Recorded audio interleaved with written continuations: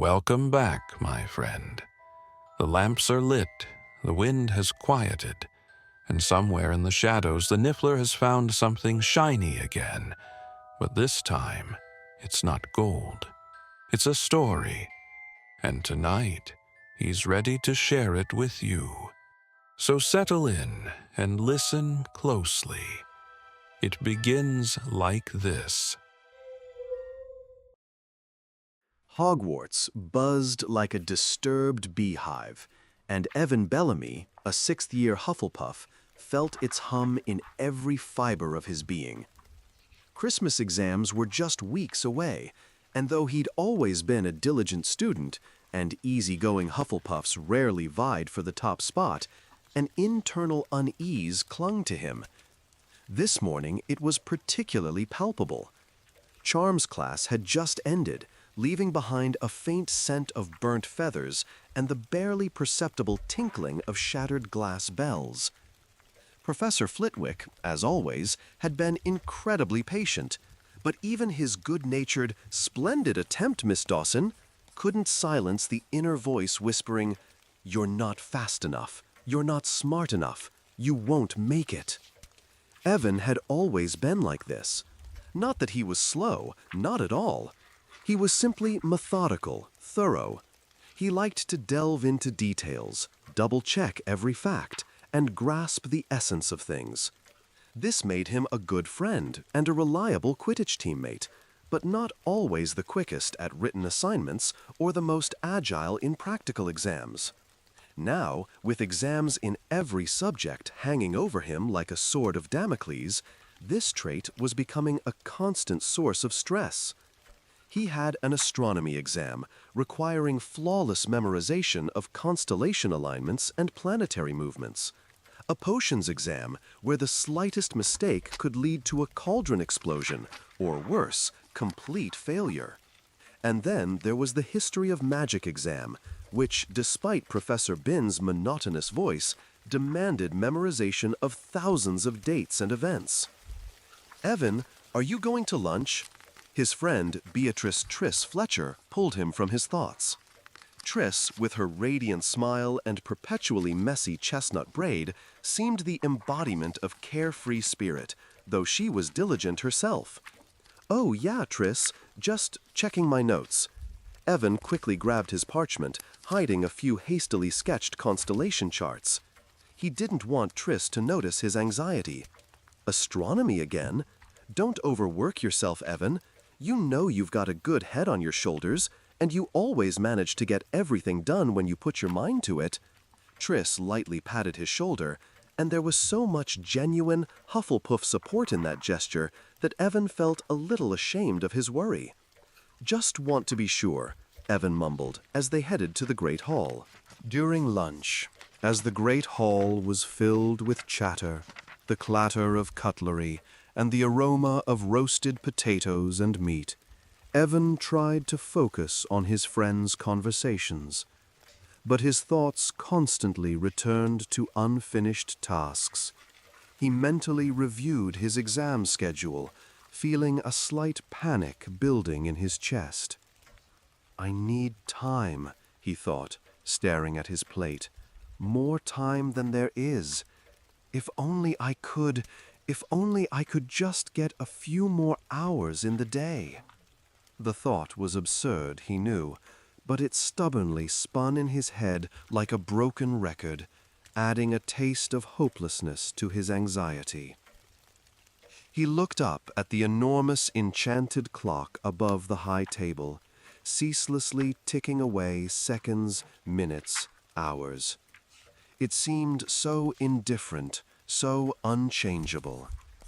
Evan felt a growing sense of helplessness as he imagined cramming all that endless knowledge into finite days. The evening light, streaming through Hogwarts Library's tall Gothic windows, diffused onto ancient tomes, lending them an almost mystical glow. Quills scratched, pages rustled, and hushed coughs were the only sounds disturbing the solemn silence. Evan sat at one of the long tables, piled high with astronomy books. The magical stars on the parchment seemed like blurry smudges, and the formulas for planetary motion a meaningless jumble of symbols. His fatigue was as thick as the dust on the oldest volumes. He rubbed his eyes, trying to ward off the encroaching sleep. Time was relentlessly slipping away, and the feeling of falling behind only intensified. He felt a light touch on his shoulder. It was Penelope, a Ravenclaw prefect, a girl with clear, intelligent eyes and a stack of books that always seemed taller than she was. She was known for her love of old, unusual legends and stories. "Evan, you look like you've been wrestling a hippogriff," she whispered, her voice soft but tinged with concern. "Exams, huh?" Evan nodded, trying to smile, but it came out as a weary grimace. "Almost. I'm not sure I can cover everything. It's like every day is too short." Penelope nodded, her gaze sweeping over the covers of his books. "I understand. Sometimes I feel like all the knowledge at Hogwarts wouldn't fit into several lifetimes. But you know, there are legends about those who sought a way to gain more time." Evan raised an eyebrow. "Legends? You're not talking about time turners, are you? They were banned years ago." "Oh no, Evan. I'm talking about something far older, far stranger." Her eyes gleamed, and she lowered her voice to an almost inaudible whisper, as if fearing the library walls might eavesdrop. "Have you ever heard of the clock tower?" Evan furrowed his brow. He knew about the clock tower, of course. It was one of the oldest parts of the castle. Its massive clock told time in the Great Hall, and the tower itself was shrouded in dozens of rumors and gossip. But nothing about special time. "Special in what way?" he asked, feeling a tiny spark of curiosity ignite in his weary mind. "Not the one that tells time for everyone." Penelope leaned closer, her light hair tickling his ear. "There's a legend, a very old one. They say deep within its depths, in forgotten rooms no one has visited for centuries, there's another clock. Enchanted, of course. They say it was created by one of the founders, or perhaps even earlier, in times when magic was wilder, not as bound by rules as it is now." "And what does it do?" Evan felt his heart begin to beat a little faster. It wasn't a rational excitement, but something like an intuitive premonition. "The legend says that this clock allows you to wind up time for yourself." Her words were so quiet he barely caught them. "Not to stop it for everyone, no, but only for the one who touches it. It's like you gain extra minutes, hours, while the world around you continues at its usual pace. Only you perceive it differently." Penelope leaned back, her eyes studying his face. "Of course, it's just a legend, an old, silly rumor. Usually, such stories are told to scare first years who venture into forbidden places. But it's an interesting thought, isn't it? To be able to get more time when you need it so badly?" She smiled, adjusted her stack of books, and slowly walked away, leaving Evan alone with his thoughts and the legend.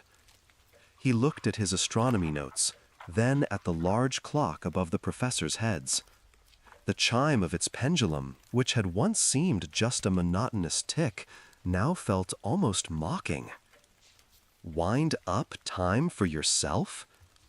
That phrase, which just a minute ago seemed like a fairy tale, now sounded like the sweetest music to his tired ears.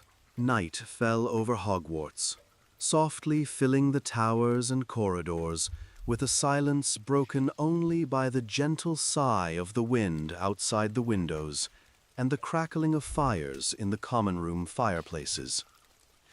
In the Hufflepuff common room, which smelled of freshly cut grass and earth, most students were already asleep, their breathing steady and calm. Evan Bellamy, however, was wide awake.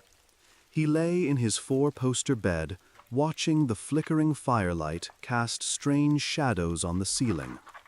The thought of the clock tower and Penelope's words, like a nagging bludger, spun in his head, keeping sleep at bay. An enchanted clock to wind up time for oneself. It sounded like a fairy tale, like the wildest fictions from children's books. Yet, at the same time, it sounded so appealing, so tempting. His diligent Hufflepuff mind, which always strived to do things correctly and responsibly, tried to dismiss the idea as complete nonsense. After all, time was a fundamental thing. It couldn't just be wound up. It contradicted all the laws of magic they had studied. It would be dangerous if such a thing existed. And why didn't anyone know about it? Why didn't the professors mention such a powerful artifact? But another part of him, a hidden, deeper part beyond his caution, the Hufflepuff fear of not coping, whispered other words. But what if it's true? What if there's an exception? What if this is exactly what I need to not let myself down, to be good enough? Images of unfinished essays, complex astronomy formulas, tangled potions ingredients, all flashed before his eyes. The feeling of pressure was almost physical, squeezing his chest. He slowly rose, trying not to wake his roommates. He walked to the window, through which the dark night sky, studded with bright stars, was visible. They seemed so distant, so indifferent to his problems. He thought about the clock tower. It was one of the tallest in the castle, its silhouette sharply outlined against the night sky. He had never been to its forgotten parts. Even the most curious of his friends, who loved exploring Hogwarts, avoided it, considering it too old, too boring to hide any secrets. But Penelope had spoken of deep within its depths, of forgotten rooms. The thought wasn't just about time. It was about control. Control over his future, over his destiny. The ability to avoid failure, disappointment. It was agonizingly tempting. His conscientiousness had always been his strength, but now it was choking him. He didn't want to be mediocre. He wanted to be sufficient. And what if this clock was the answer? Maybe check it out? This thought flared in his mind like an independent, uncontrolled spark. It was so absurd he almost laughed. But at the same time, it was so appealing he couldn't dismiss it. It was just to check it out. Just a reconnaissance. Nothing would happen if he just looked. The clock, if it even existed, couldn't harm him if he merely found it. Evan realized his heart was pounding with a mix of fear and irresistible curiosity. This nocturnal thought, which began as a desperate breath, had now turned into a veritable flame. Exams, fatigue, the fear of failing, all pushed him to the edge. He knew that tomorrow night, when everyone was asleep, he wouldn't be able to resist the temptation. He had to go. He had to check.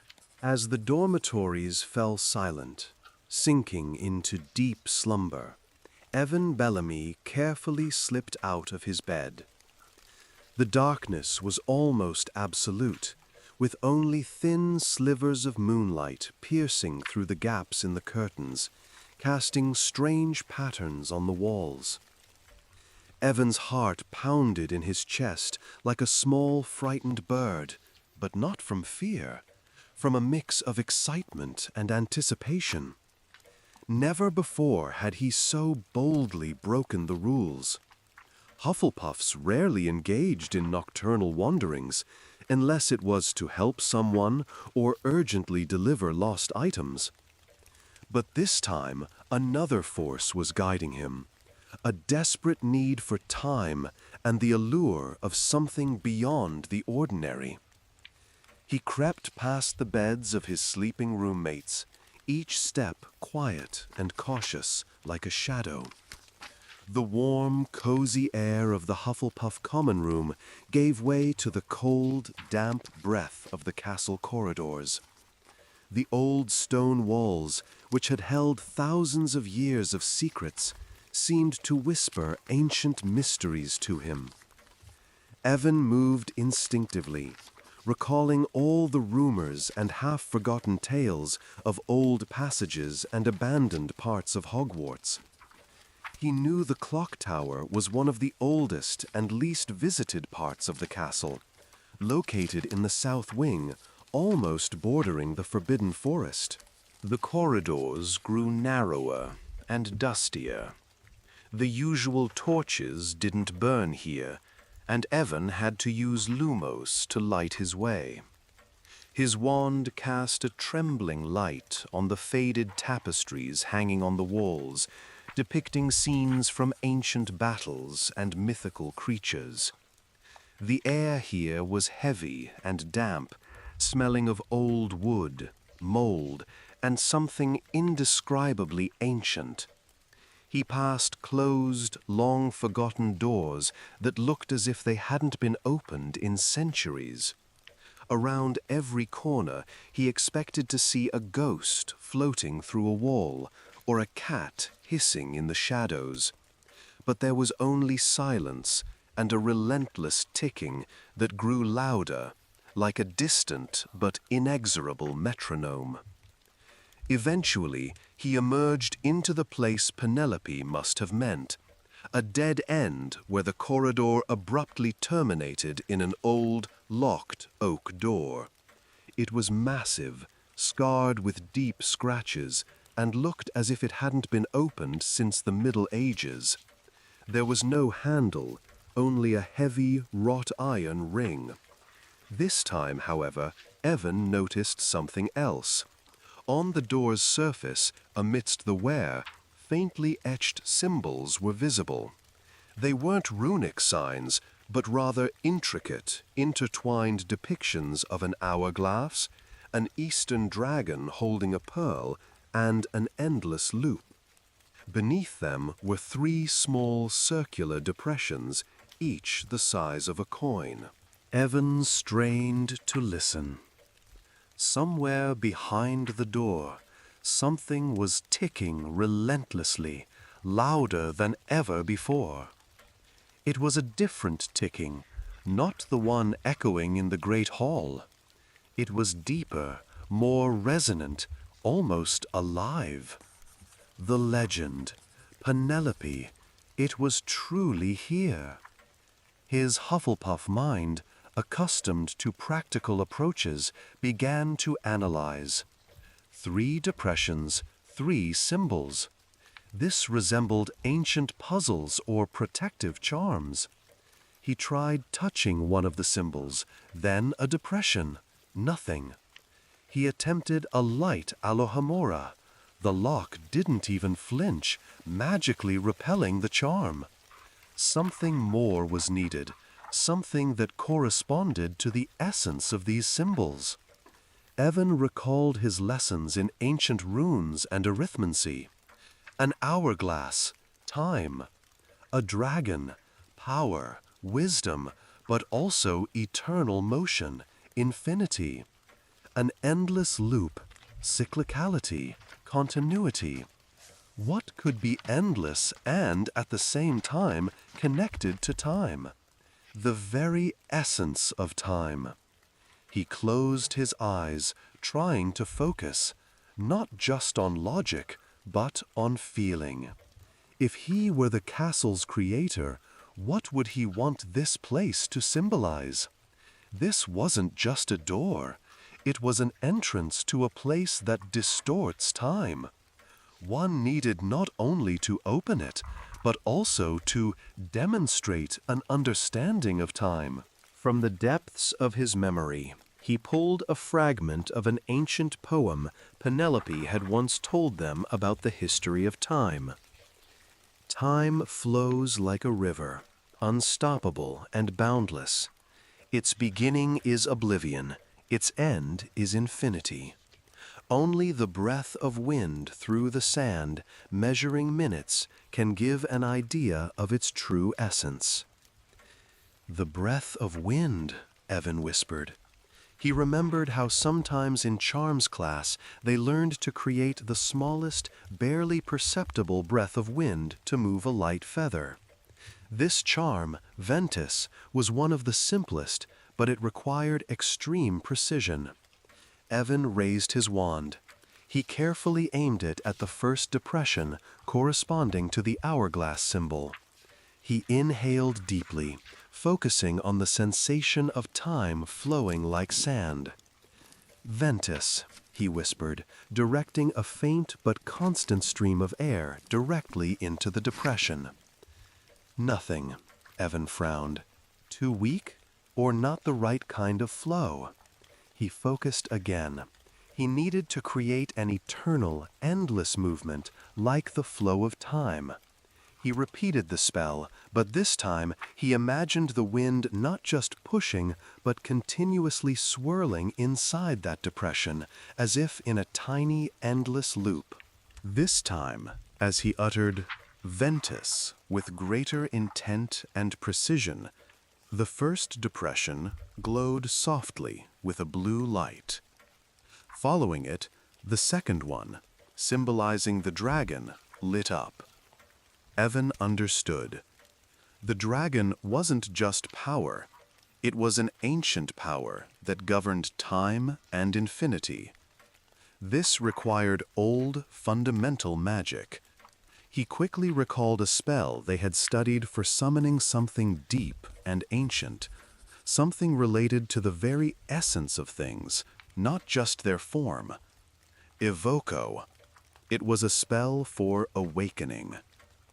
He waved his wand over the second depression, imagining the castle's ancient energy awakening. "Evoco," he whispered, feeling a slight tremor in his wand. The depression flashed with a green light, and then, a second later, the third one, symbolizing the endless loop, also lit up, responding to this awakened ancient magic. It glowed golden. All three depressions now pulsed softly, creating a strange pattern of light on the ancient wood. The door itself seemed to breathe. And then, silently, as if they had never been closed, with a gentle, barely audible sigh of old wood, the doors slowly swung inward, revealing a dark, spiral passage. The air from within didn't smell of mold, but of antiquity, metal, and a faint aroma of magic, so ancient it seemed almost natural. Evan took a step into the darkness, and the doors behind him closed just as silently, leaving him in complete isolation, face to face with the unknown. The spiral staircase that opened behind the ancient door was carved directly into the thick stone, stretching upwards in an endless helix, disappearing into the darkness. The air here wasn't just cold, it was ancient, saturated with the scent of slowly rusting metal and something reminiscent of a long-past thunderstorm. Evan raised his wand higher to chase away the thick shadows dancing on the walls. Each of his steps echoed in the profound silence, and it seemed as though the stairs would never end. Time passed, minutes bleeding into hours, and Evan's legs already ached. He didn't know how much time had truly gone by, as the familiar watch on his wrist had stopped working the moment he stepped across the threshold. Perhaps it had been only 10 minutes, or perhaps a full hour of wandering in this perpetual darkness. A sense of disorientation grew, but so did intrigue. With each step, each turn of the staircase, he felt himself drawing closer to something truly extraordinary. Finally, just as his hope began to wane, the stairs unexpectedly led him to a massive, heavy iron door. It was handleless, seamless, simply a solid metal surface with an intricate spiral pattern carved into its center, resembling a sundial. From behind the door came a loud, rhythmic tick-tock, tick that filled the space like the castle's heartbeat. This sound was so profound it vibrated in the air, penetrating to his very bone. Evan cautiously touched the cold metal. The door was enchanted. He could feel it. No spells were needed. This was a place that responded to something else. He remembered Penelope's words about another clock, about winding up time for oneself. This couldn't be a simple physical barrier. This was the final test. He closed his eyes and focused on his desire. He wished not just to open the door. He wished to change time, if only for himself. As Evan took that internal, almost desperate step, a silvery aura erupted from his palm, touching the door, softly enveloping the iron.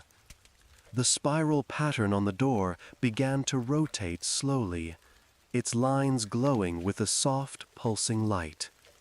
The enormous iron leaves, which seemed to be made of a single piece of metal, began to slowly, with a quiet moan like the breath of an ancient beast, part sideways, revealing the entrance to a vast, circular chamber.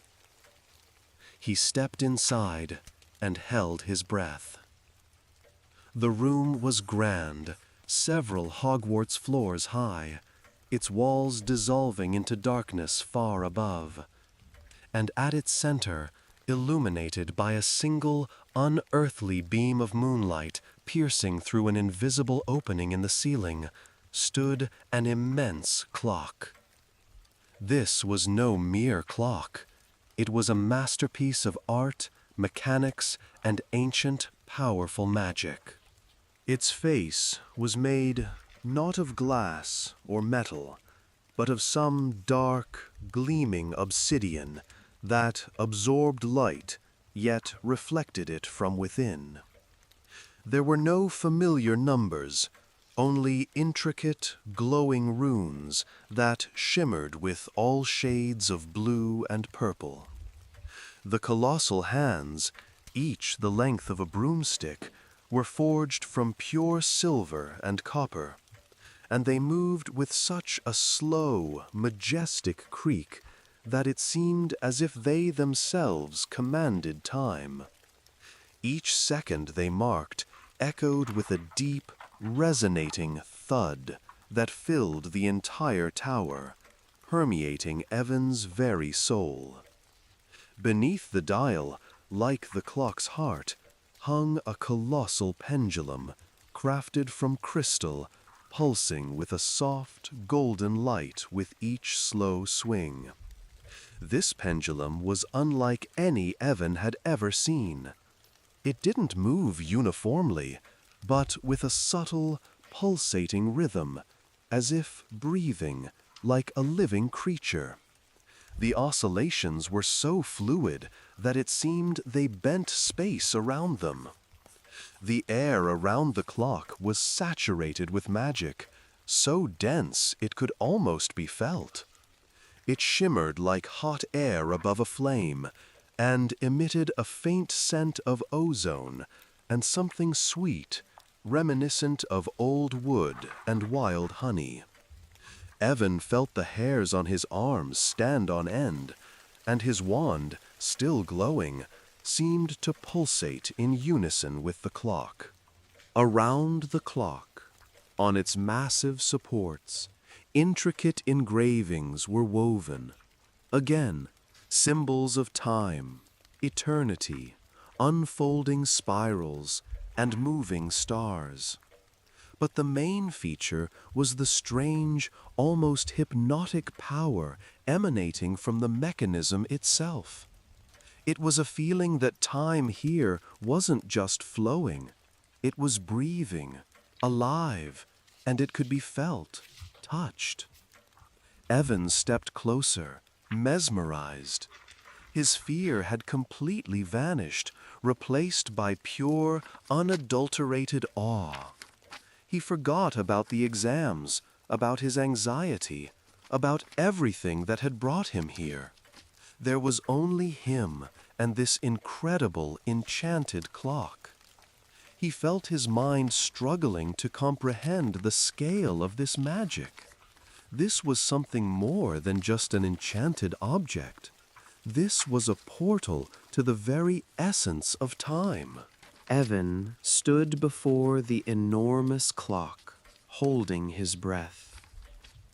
His eyes swept across the colossal obsidian dial, the silver and copper hands, the crystal pendulum pulsing with golden light.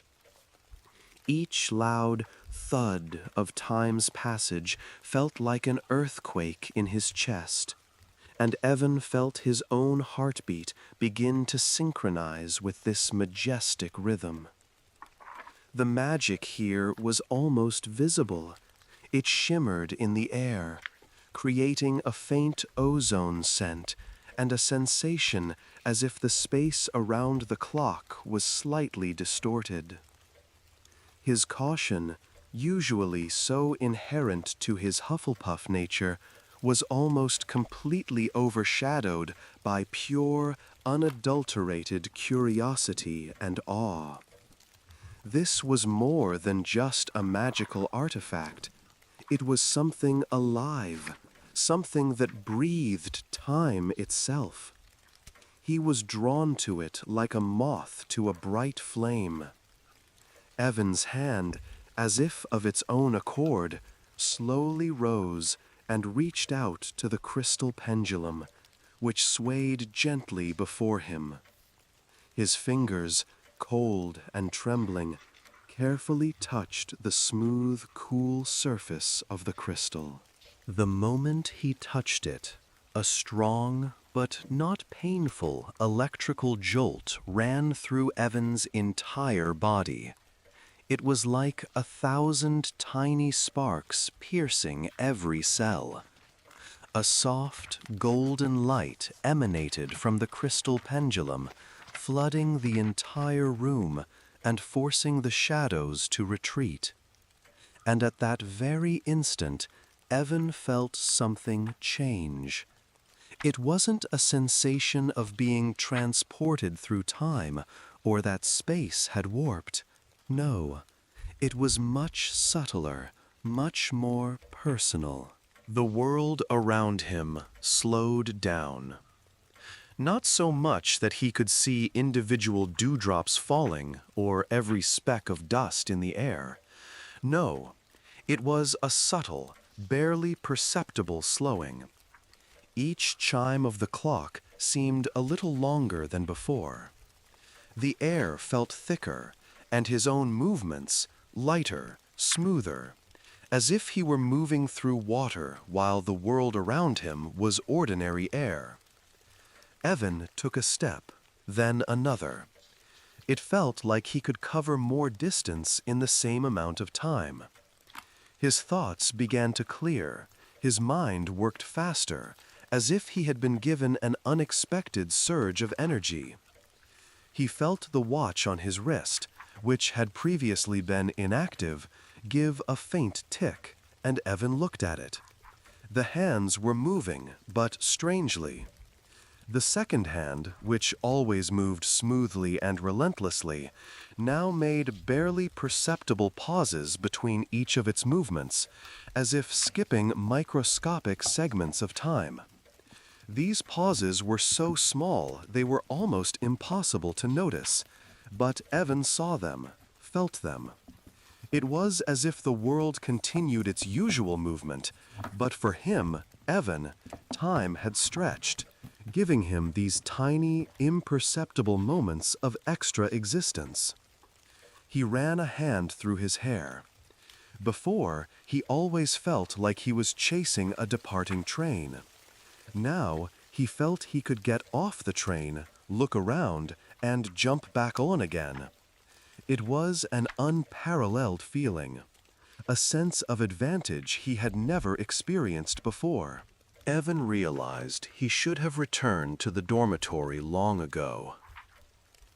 Dawn was still far off, but he couldn't risk it. He carefully released the pendulum, and the golden light softly faded, but the sensation of shifted time didn't leave him.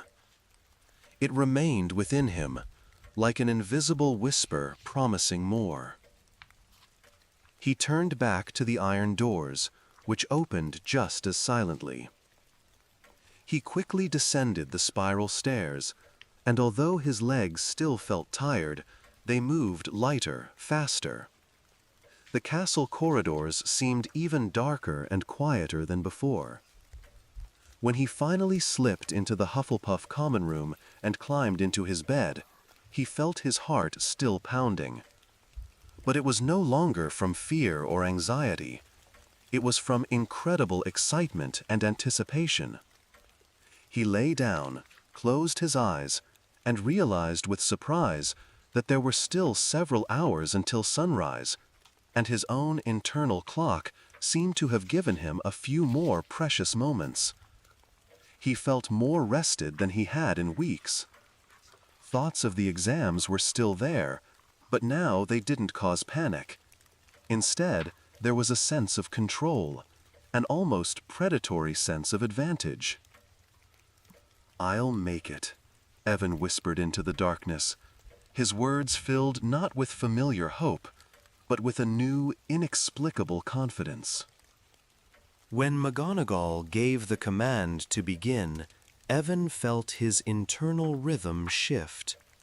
He watched other students fumble chaotically, their wands twitching uncertainly, their matchboxes only smoking or turning into something indistinct. For him, time seemed to slow down. He saw every movement of his classmates as if in slow motion. Neville's hand trembling, Ron's wand clumsily jerking. His own wand movement was fluid, precise. The words of the spell flew from his lips clearly and confidently, as if he had rehearsed them hundreds of times. His matchbox transformed into a small, elegant mahogany puzzle, with all its cubes and mechanisms moving perfectly. It was flawless. McGonagall, passing by, stopped at his desk, her gaze sweeping over the puzzle, then resting on Evan. "Good, Mr. Bellamy, very good."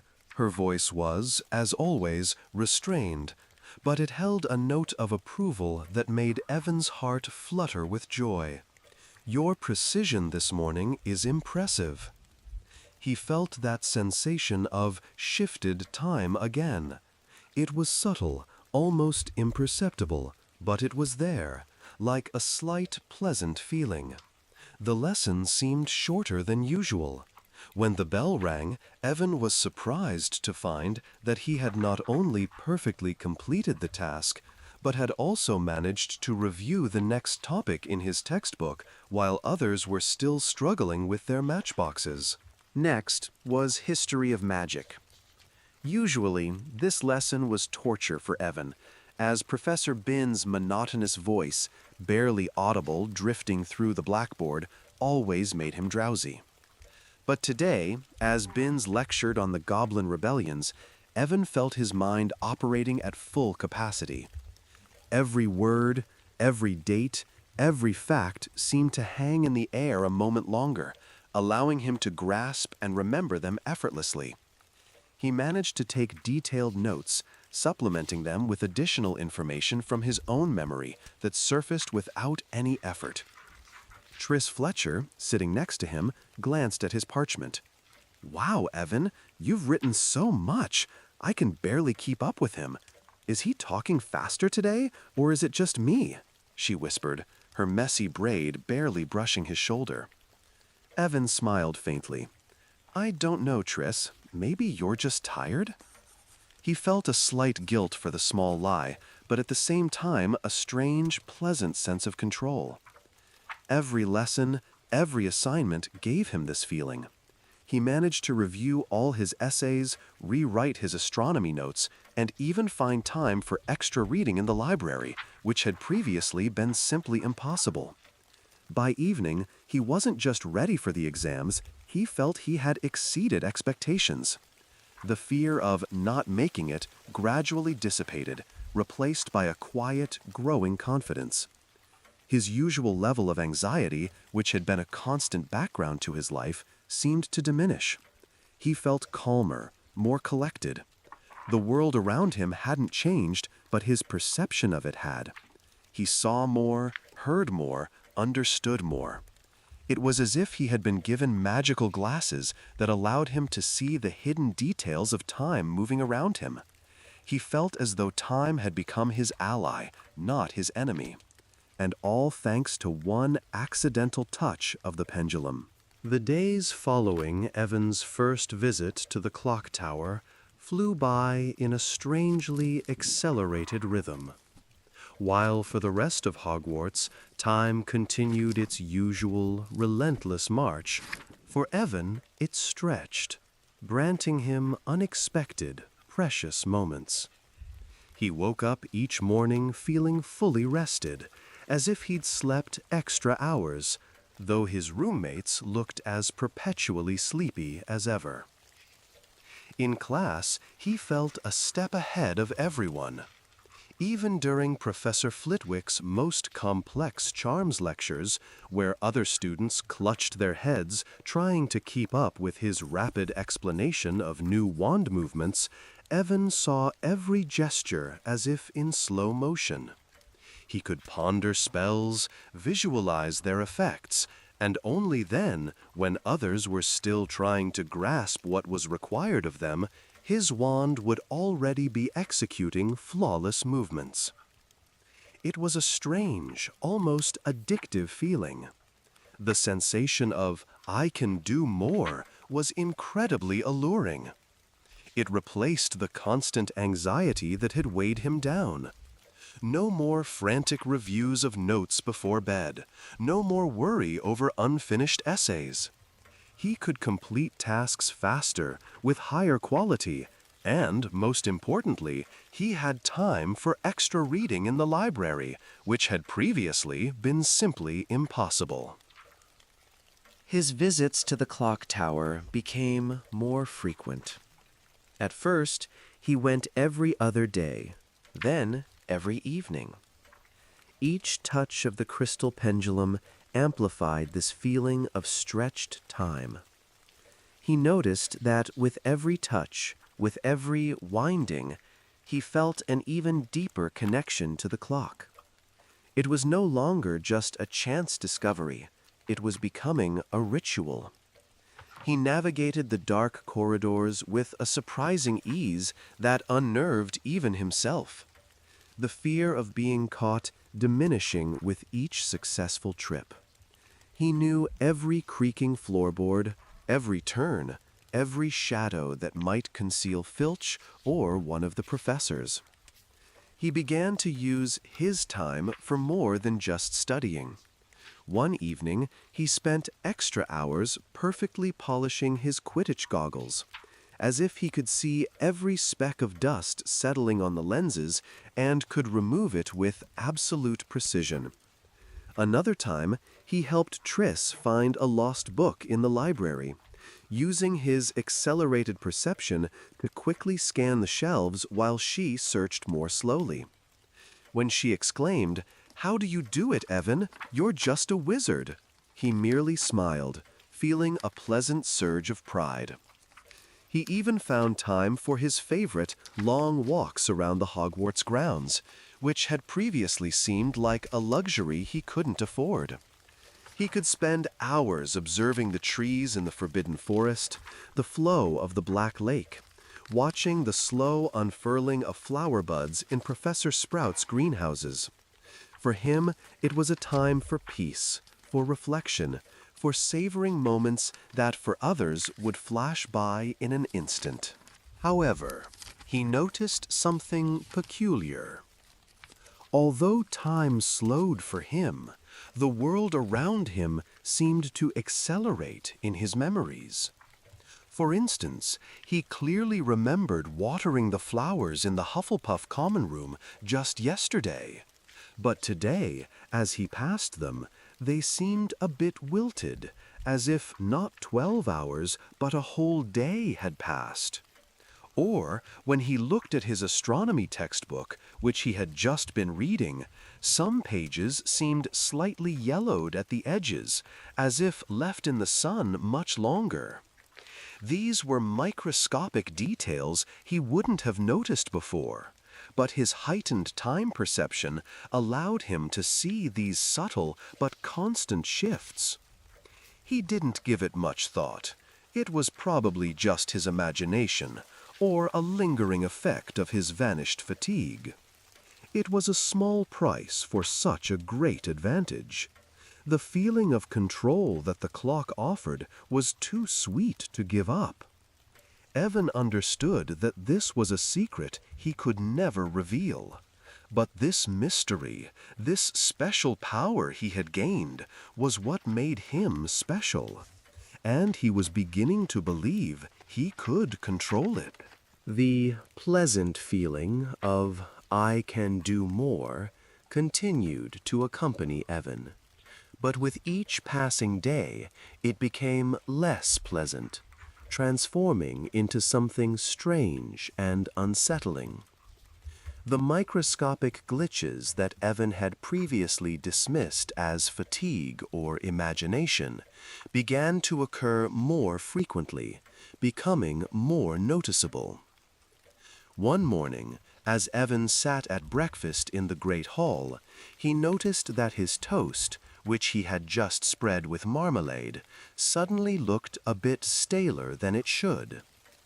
The marmalade on it seemed ever so slightly congealed, as if several hours had passed instead of a few seconds.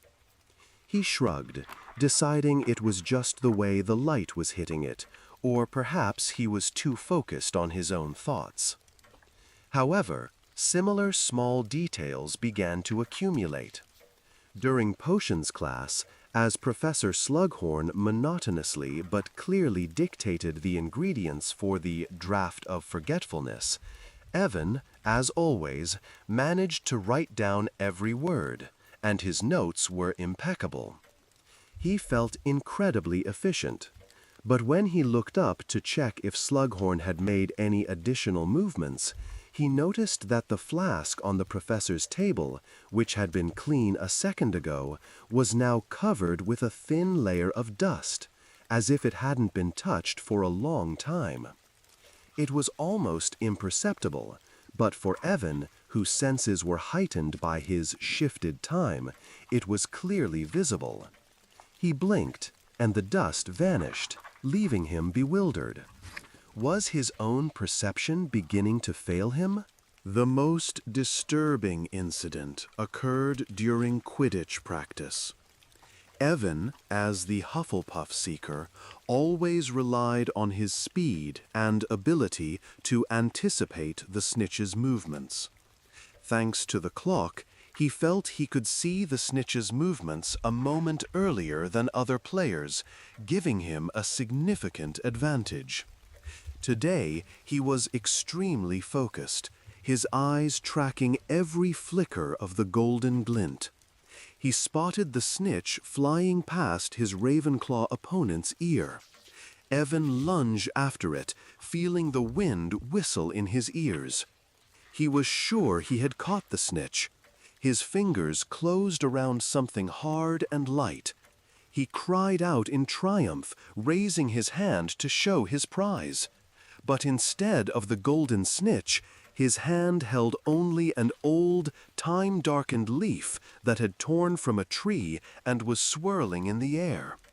The leaf was dry and brittle, as if it had been lying on the ground for weeks. He looked at his teammates, who stared at him with confusion. "Evan, what are you doing?" one of them asked, as the real snitch flew past him, slipping out of sight. Cold sweat broke out on Evan's forehead. He looked around. Time had jumped for him again. For a moment, he felt detached from reality. His teammates, their shouts and movements seemed too fast, too normal, while he felt slowed, as if swimming in thick syrup. He saw them reacting to events that for him had already happened, or that he had missed. This wasn't just a slowing of time. It was a displacement, as if his personal time stream and the world's time stream had begun to diverge. He was momentarily out of sync. His internal clock, it seemed, was measuring seconds differently than the great clock in the Hogwarts Tower, differently than the internal clocks of all the other students.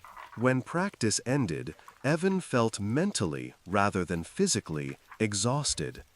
He constantly checked his wristwatch, but its hands moved normally, while his own sense of time was incomprehensible. He was afraid someone would notice these small but growing discrepancies. Returning to the Hufflepuff common room, he felt his confidence slowly transform into anxiety. This wasn't the fear of not having enough time that had driven him to the clock tower. This was a new fear, the fear of losing control.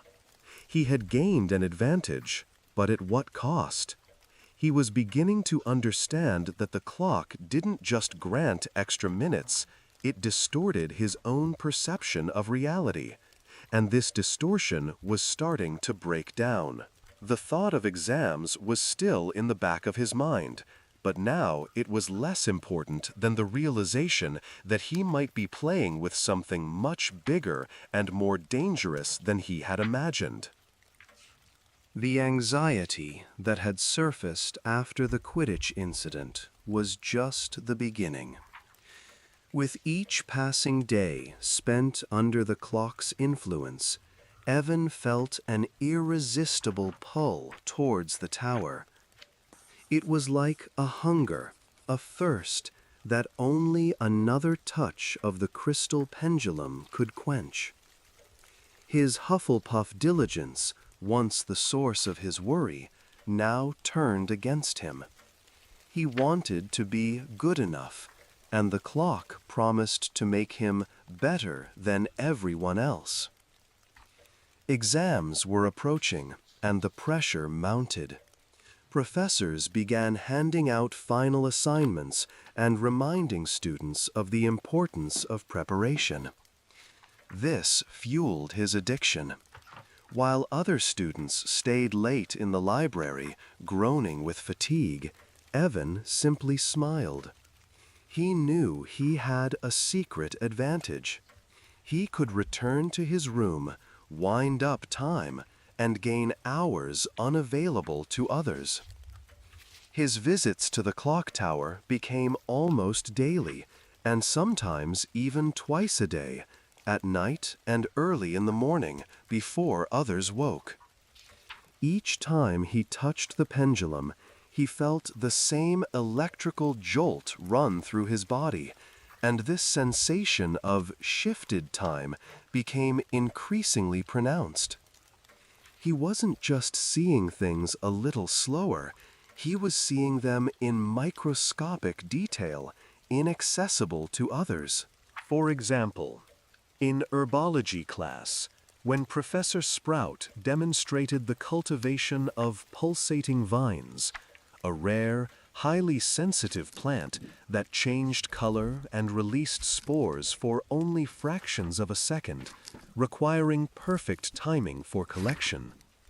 Evan could see its petals slowly unfurl, each vein pulsing before releasing a cloud of glowing spores.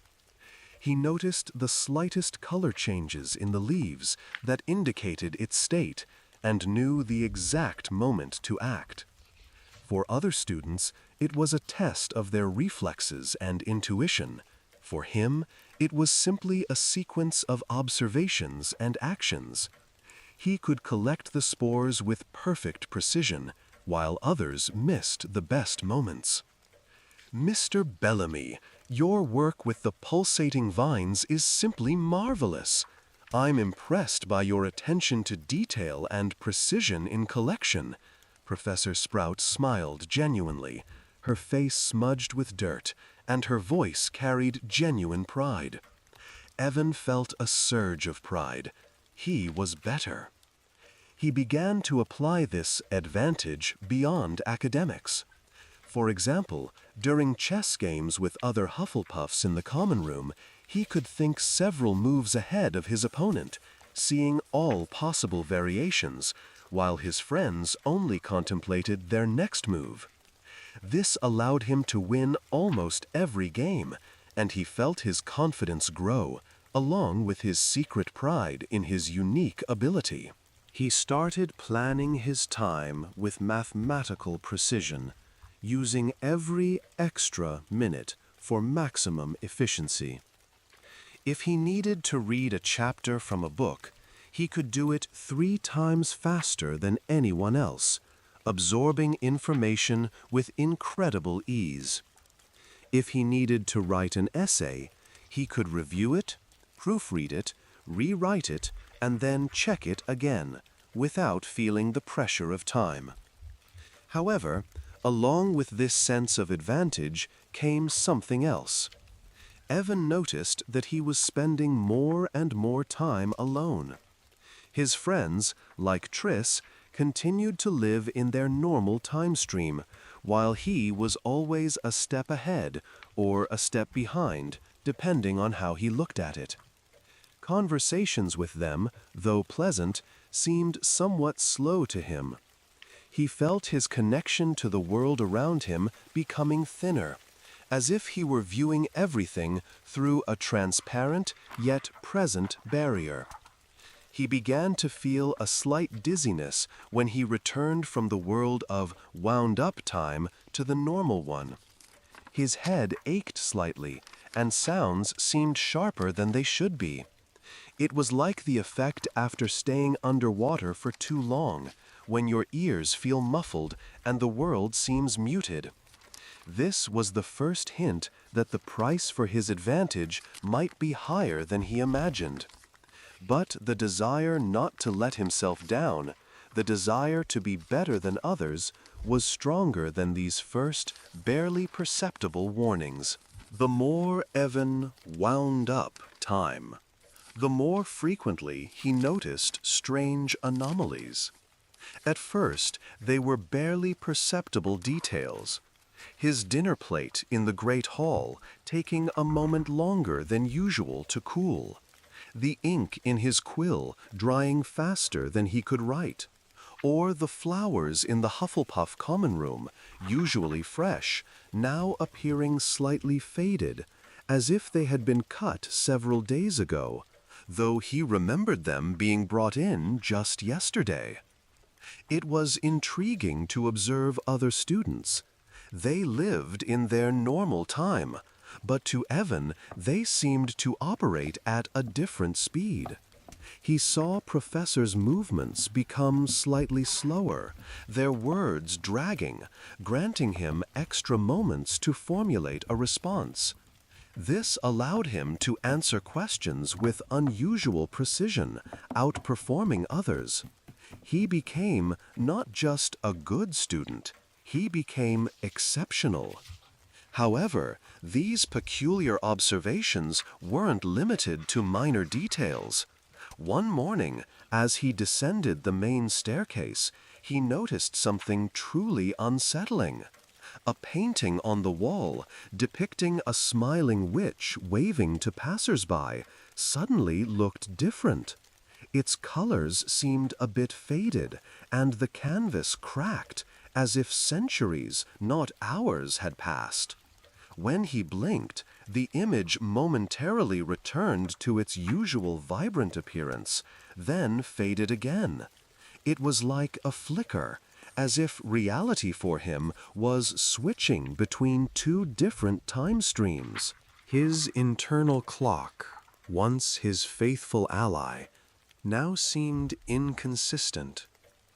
There were moments when he felt completely synchronized with the world, and then, suddenly, he would be thrown back into his own shifted time.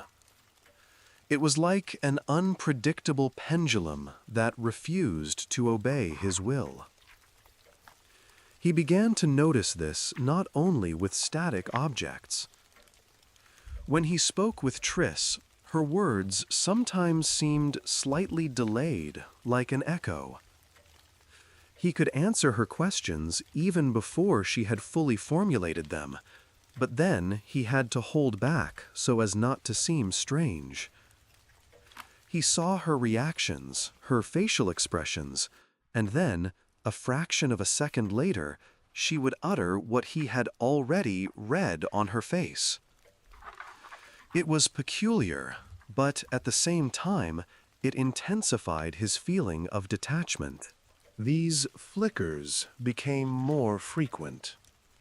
There were moments when he saw the corridor walls momentarily covered in a layer of patina, the stones looking older and weathered, the tapestries appearing faded and torn. It was as if he could glimpse into a future of decay, or see the true age of the castle which was hidden from others. Evan began to experience headaches, which gradually intensified into a constant pressure behind his eyes. Sometimes he felt a slight nausea when these temporal shifts were particularly abrupt. His sleep, which had initially improved, now became restless. He had strange, fragmented dreams where time ran backward, or he was caught in an endless loop, repeating the same moment over and over. Despite these growing symptoms, the desire to use the clock was stronger. Exams were on the horizon, and he could no longer imagine coping without this advantage. He was too far in to turn back. The dependence on extra time had taken deep root within him. He ignored the warnings of his body and mind, believing he could control it. But in reality, the clock was already beginning to control him. The approaching exams only intensified Evan's urge to visit the tower. He felt he could no longer function without the extra time the clock granted him. It had become his norm, his unspoken advantage over everyone else. He was convinced he was in control, and even the growing discomfort and strange temporal flickers couldn't shake his confidence. Until now. The culmination came during defense against the dark arts class.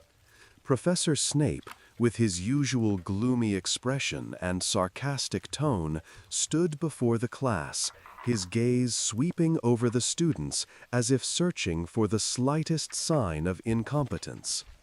Today, they were to practice a complex defensive spell, Impedimenta, the impediment jinx, applying it to rapidly moving objects that constantly changed their form. Enchanted, whimsical spinning tops that flickered with various colors and sizes, mimicking the movement of diverse dark creatures. Evan, as always, felt a step ahead. He saw the top moving slower, its forms changing as if it wasn't a quick flash, but a series of consecutive frames. He felt the wand in his hand become an extension of his thought, ready to react instantly. He was confident. "I don't expect much, But try not to set the walls, or worse, yourselves, on fire, Snape sneered coldly. His voice, usually clear and loud, sounded slightly delayed to Evan, as if he were speaking underwater. Evan saw his lips move, but the sound reached him only a fraction of a second later. He shrugged. It was becoming common. "Begin!" the command rang out. The tops began to fly wildly around the classroom like mad insects. Students raised their wands, shouting spells, but most of them missed, or their spells were too weak or misdirected. Evan, smiling, chose his target. He saw the top about to change shape from a red square to a blue sphere. He raised his wand, his movements perfect, and his incantation flawless. "Impedimenta," Evan pronounced clearly and confidently. His spell hit the target precisely. The top froze in midair, its movements slowing to a barely perceptible tremor, and its forms stopped changing. It was a flawlessly executed spell. Everyone around who noticed fell silent, impressed. Professor Snape approached him, his eyebrows raised in surprise. "Bellamy, that was surprisingly accurate, quite powerful, but—" He didn't finish. At that moment, as Snape spoke, Evan noticed that time for him had jumped again. Suddenly, the top, that a second ago had been motionless and slowed in the air, began spinning at full speed again, flickering through its forms, as if his spell had never even worked. But that wasn't all. He looked at Professor Snape. His words, which Evan had just heard, sounded again, as if he had just begun speaking. "Bellamy, that was surprisingly accurate, quite powerful. But the top seems to be active again." His voice sounded perfectly synchronized with his lips this time. Evan felt his heart sink. He looked at his classmates. They were all staring at the top, which continued to spin as if nothing had happened. No one but him had seen it slow down a second ago. To them, his spell simply hadn't worked, or it had worked for only a fraction of a second and then immediately ceased. Cold sweat trickled down his back. This was the first major glitch that wasn't just noticed by him, but by others too. Although they didn't understand the cause, it was obvious to them. Evan's spell hadn't worked properly, or its effect was instantaneous and fleeting. Professor Snape, displeased that his praise had been premature, pursed his lips. "Try again, Bellamy. This time, focus on the duration of the effect. Or perhaps your magic simply doesn't match your ambition." Evan felt panic. He was focused. It wasn't his mistake. It was the clock's fault. Or, more precisely, the consequence of his use. He was out of sync with everyone else's time. His personal time stream was now so distorted that for him, reality was no longer synchronized with the reality around him. He could see the future or experience it twice, while for others it only happened once. He tried again, but his hands trembled and his thoughts were clouded. The spell came out weak, and the top didn't even flinch. Professor Snape's usual sneer appeared on his face. Evan felt his confidence crumbling to dust. He realized he was no longer fully in control of the effect. The clock, once his secret ally, was now becoming an unpredictable enemy, threatening not only his success, but his very understanding of reality. The incident in Defense Against the Dark Arts class was the first sign that Evan was losing control. He tried to convince himself it was just a glitch, a fluke, but the feeling of shifted time became increasingly unpredictable, and its consequences more obvious. Now, instead of granting him an advantage, the clock began to sow chaos in his daily life. His friends started to notice. First, as always, was Triss. She had an extraordinary ability to pick up on the slightest changes in those she cared about.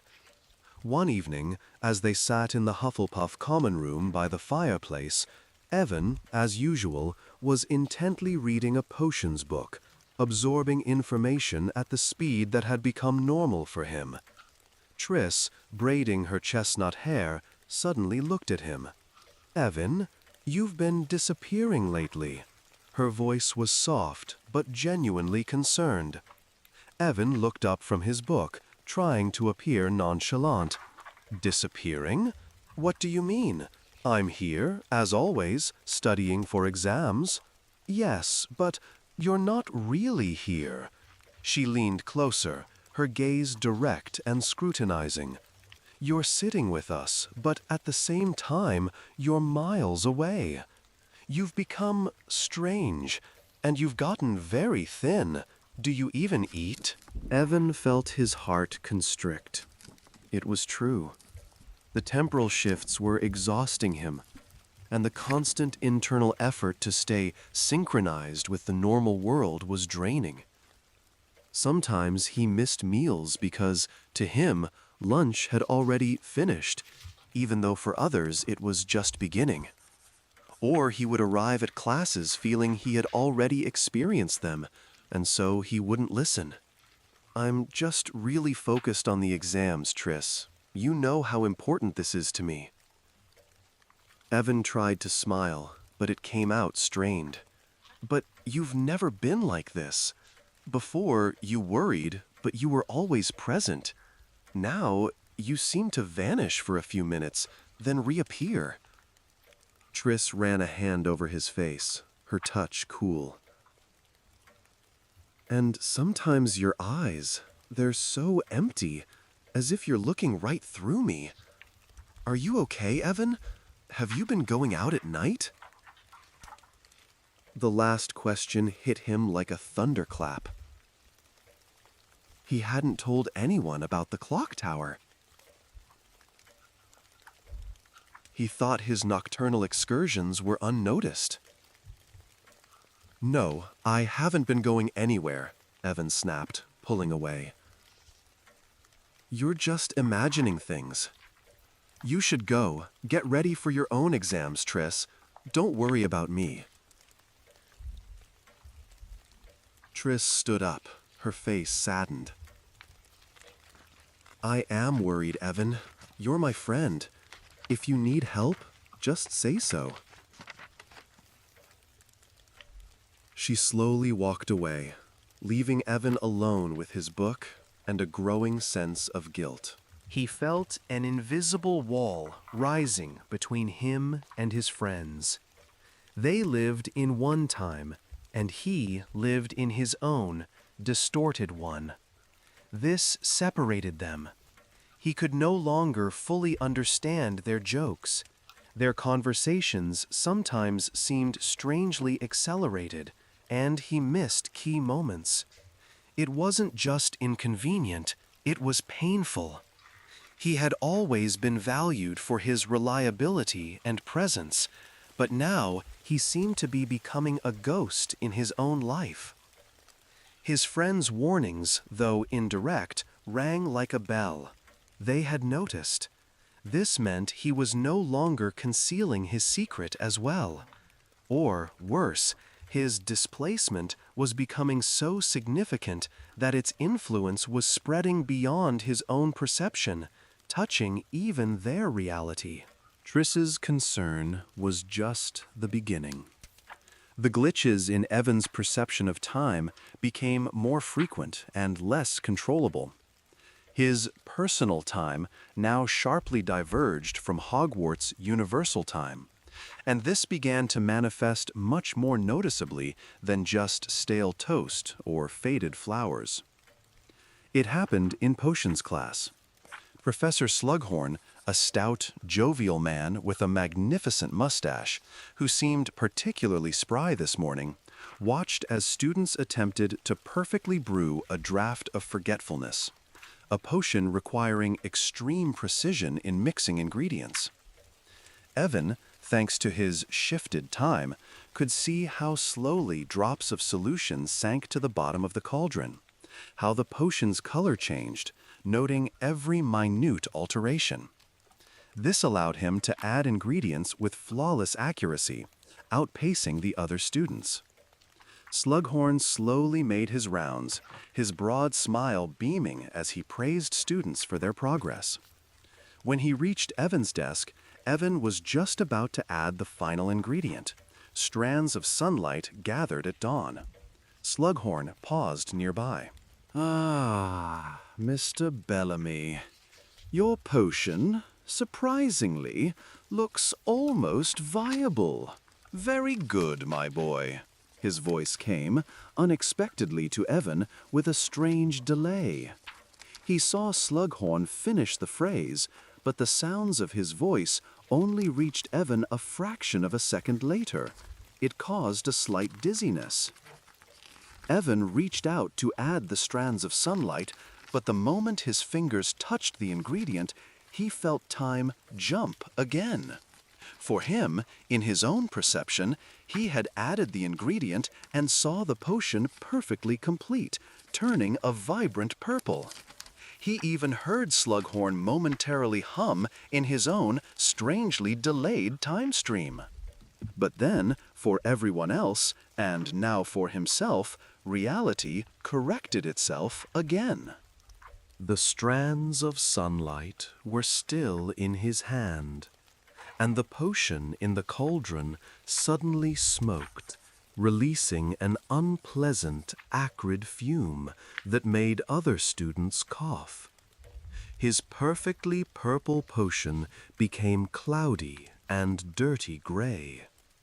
Slughorn, who had been a step away, now stood directly over him, his smile gone, his eyes gleaming with displeasure. "What in Merlin's name are you doing, Bellamy? You just ruined a perfect potion. You didn't add the ingredient on time. It was almost ready." Evan stared at the smoking cauldron, then at the strands of sunlight in his hand.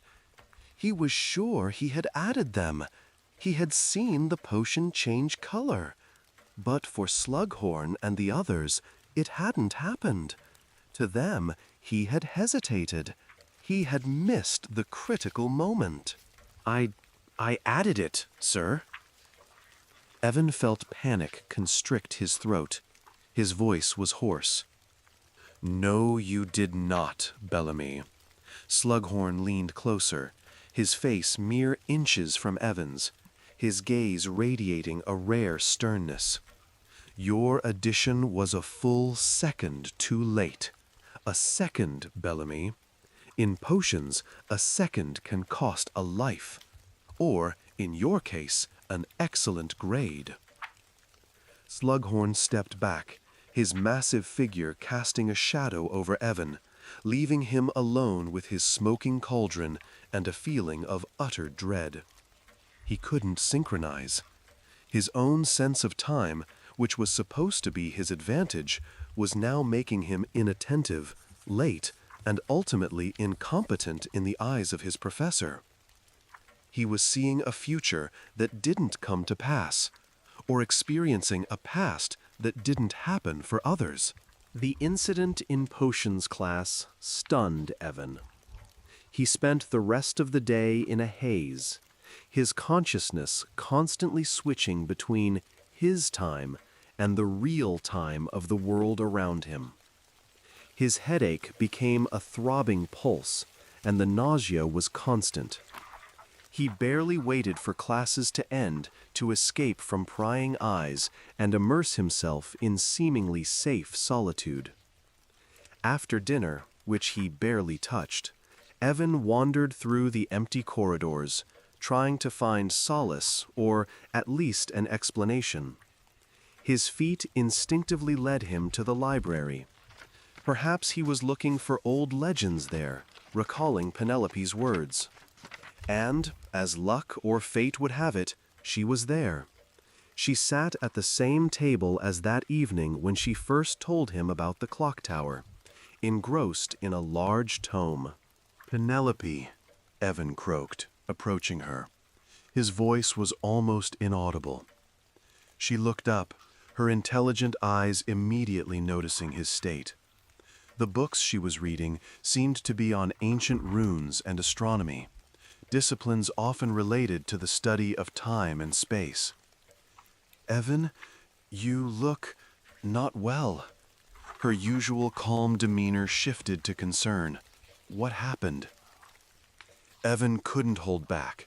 The words poured out of him in a torrent, mixed with rising panic.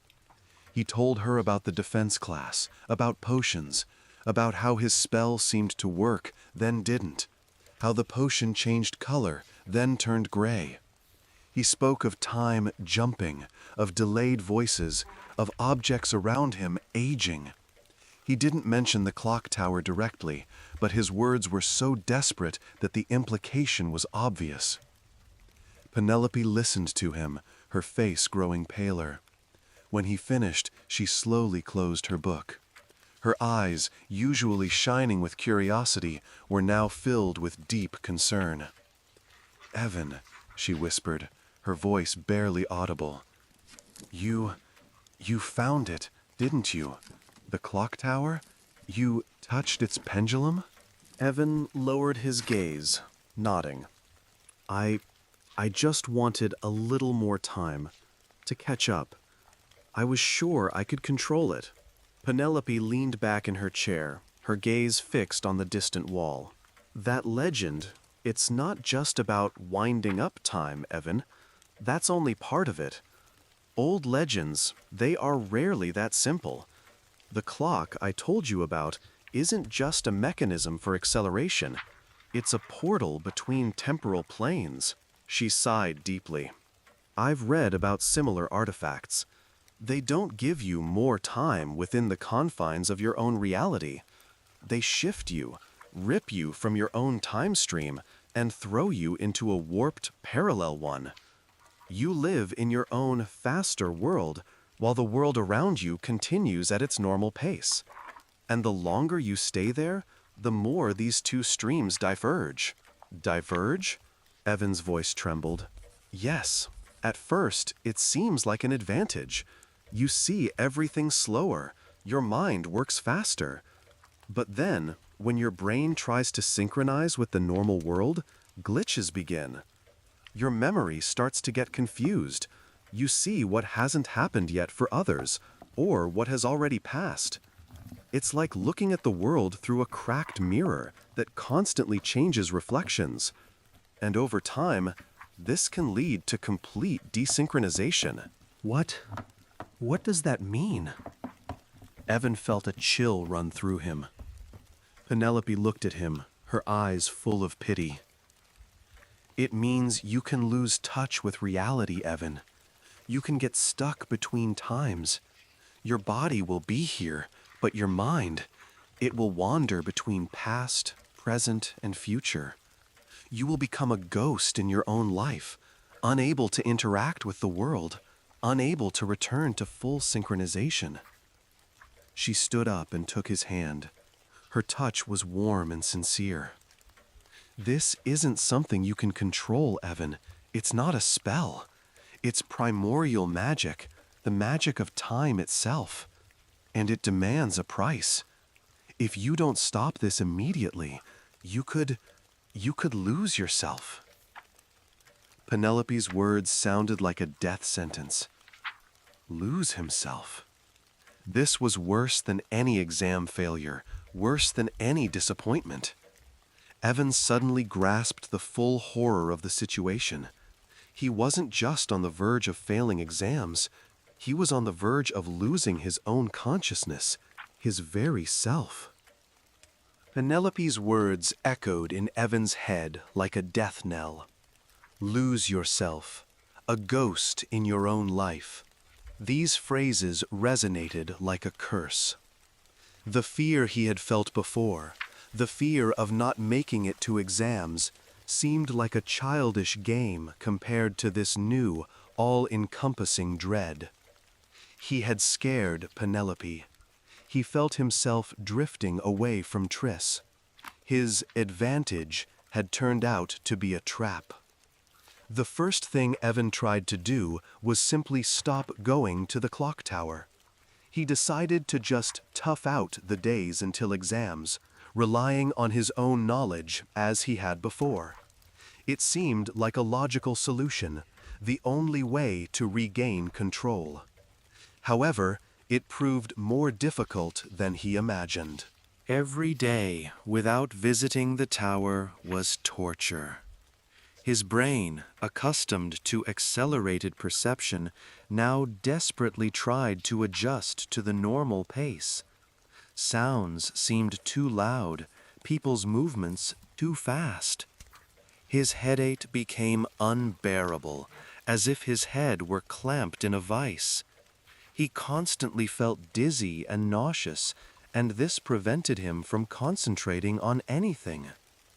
Worst of all, his temporal shifts didn't stop. On the contrary, they became even more chaotic and unpredictable as his consciousness desperately tried to resynchronize. When he tried to read a textbook, lines of text would suddenly blur and words would change, as if shifting into Old Slavonic. Once, during astronomy class, he looked at a star chart, and it seemed as though the stars on it began to spin rapidly, forming bizarre patterns, then suddenly dimmed, as if millennia had passed.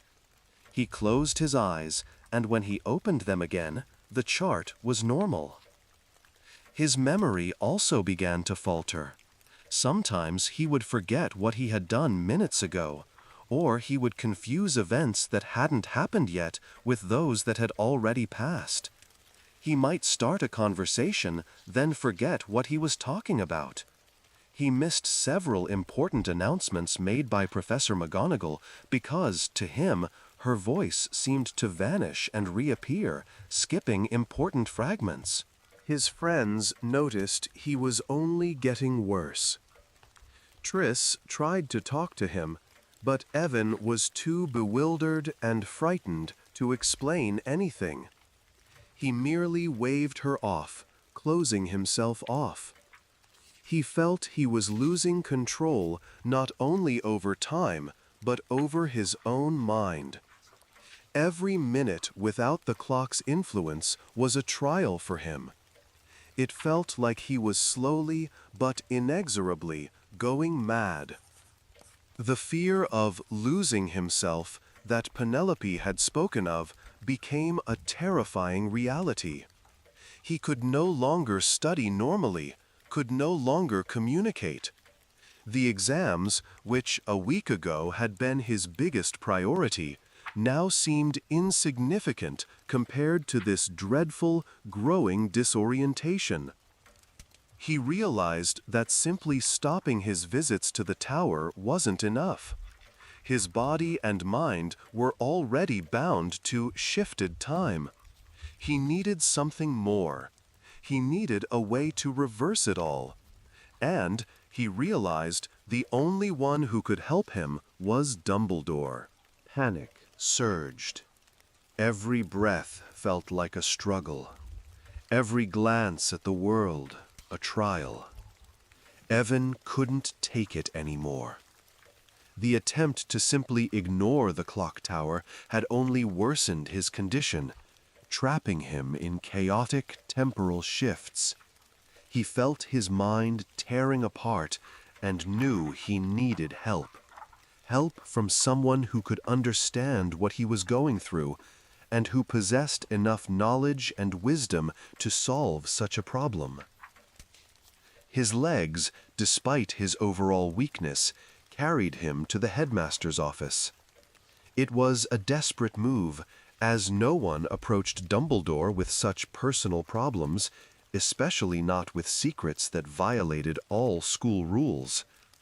But the fear of losing himself was stronger than the fear of punishment.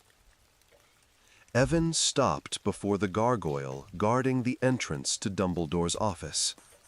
It was motionless as always, but to Evan, its stone face seemed contorted into 1,000 different expressions, changing every second. He closed his eyes, trying to focus. Cotton candy? He whispered faintly, remembering the latest rumors about the headmaster's favorite sweets. The gargoyle didn't stir. Sherbet lemon? Evan tried, feeling his head throb. He saw small stone fragments fall off the gargoyle, then reappear, as if it was aging and rejuvenating in fractions of a second. Silence. Evan clenched his fists. He needed to focus. He remembered hearing once that Dumbledore liked fizzing Whizbees. He gathered his last strength, pushing away the chaotic temporal shifts flickering before his eyes. "Fizzing Whizbees!" he exclaimed, and his voice sounded strange, making him flinch. With a loud, grinding sound, the gargoyle slid aside, revealing a spiral staircase leading upwards. Evan, trembling, began to ascend. Every step was a trial. When he finally reached the door, he took a deep breath and knocked. "Come in, Mr. Bellamy."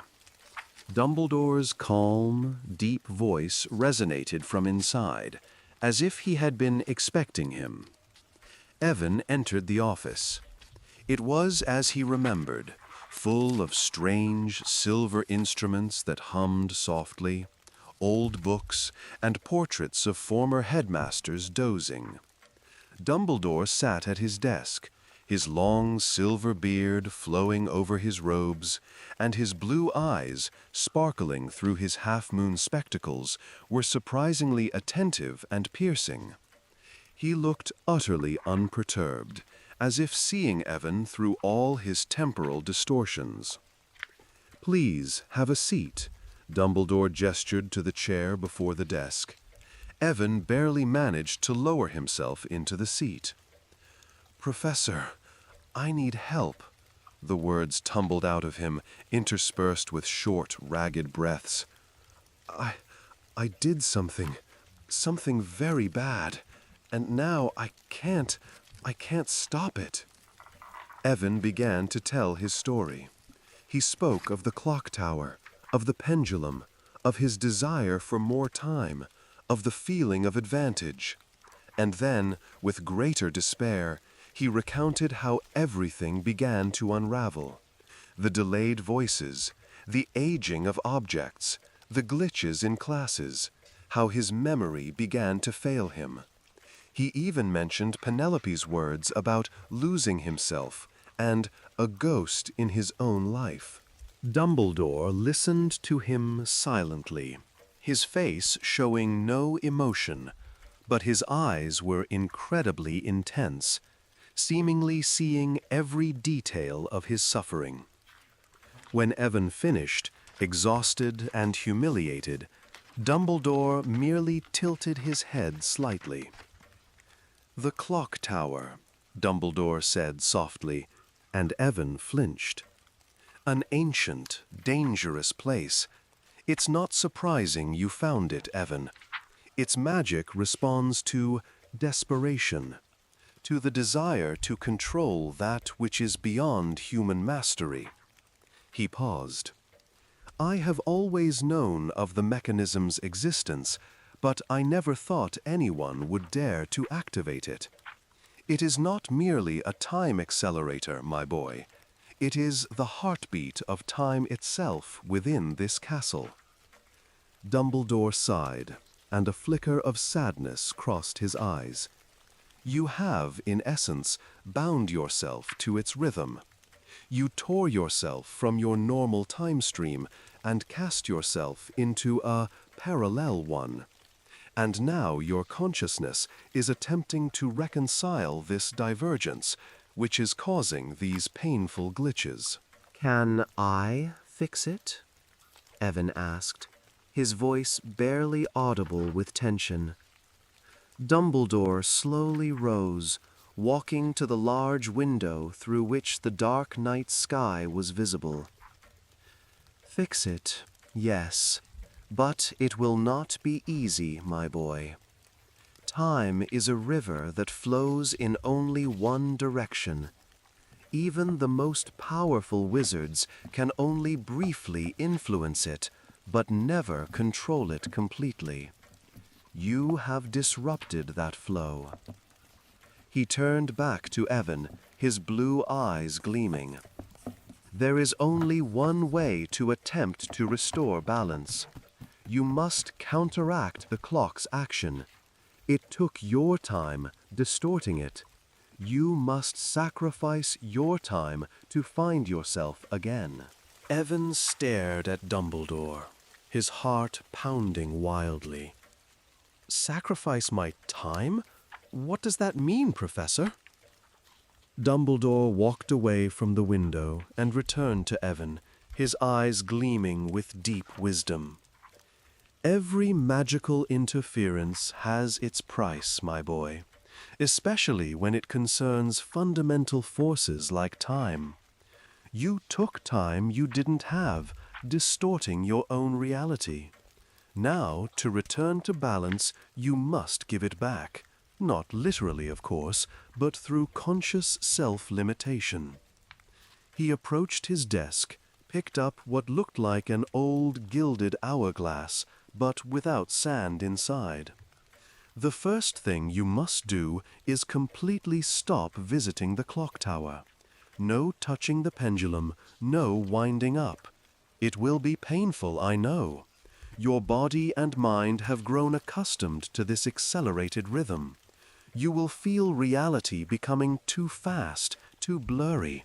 But this is necessary for your own time stream to stop diverging.